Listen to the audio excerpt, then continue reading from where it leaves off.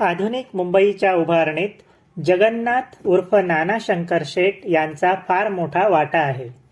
Elphinstone शाळा, महाविद्यालय आणि संस्था यांच्या उभारणीत त्यांचा प्रमुख सहभाग होता.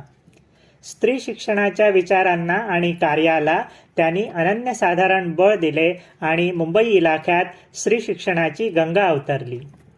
मुंबईतील ग्रँट मेडिकल कॉलेजच्या स्थापनेत त्यांचा सक्रिय सहभाग होता.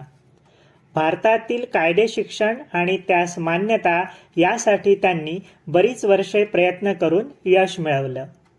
सर जे कला महाविद्यालयाच्या उभारणीत त्यांचा सहभाग होता.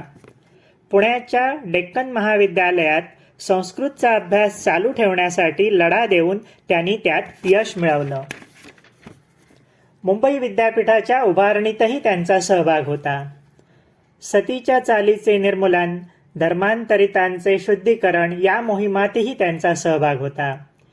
सार्वजनिक आरोग्याच्या काळजीसाठी त्यांनी बॉम्बे नेटिव्ह डिस्पेन्सरी आणि जे हॉस्पिटलच्या उभारणीत मोलाचे सहकार्य केले. मुंबईच्या विकासासाठी त्यांनी रस्ते, तलाव, पाणी पुरवठा, ड्रेनेज सिस्टीम, सार्वजनिक वापरासाठी गॅस बत्ती इत्यादी सुविधांसाठी पुढाकार घेऊन अर्थसहाय्यही केले. मुंबई ते ठाणे अशा मार्गावरून धावलेल्या पहिल्या रेल्वेचे ते सर्वात प्रभावशाली संस्थापक होते. पूर्वीची agri horticultural society of western India म्हणजेच आताचे वीरमाता जिजाबाई उद्यान किंवा राणीची बाग, तसेच सध्याचे भाऊ दाजी लाड वस्तुसंग्रहालय यांच्या स्थापनेतही त्यांचा पुढाकार होता.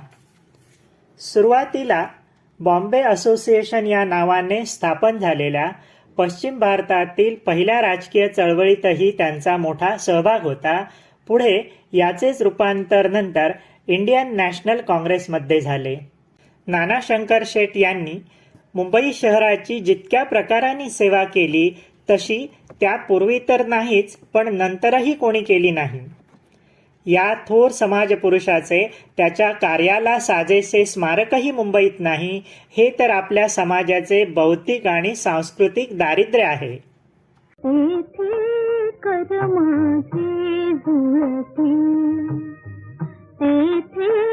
कर माझी जुळती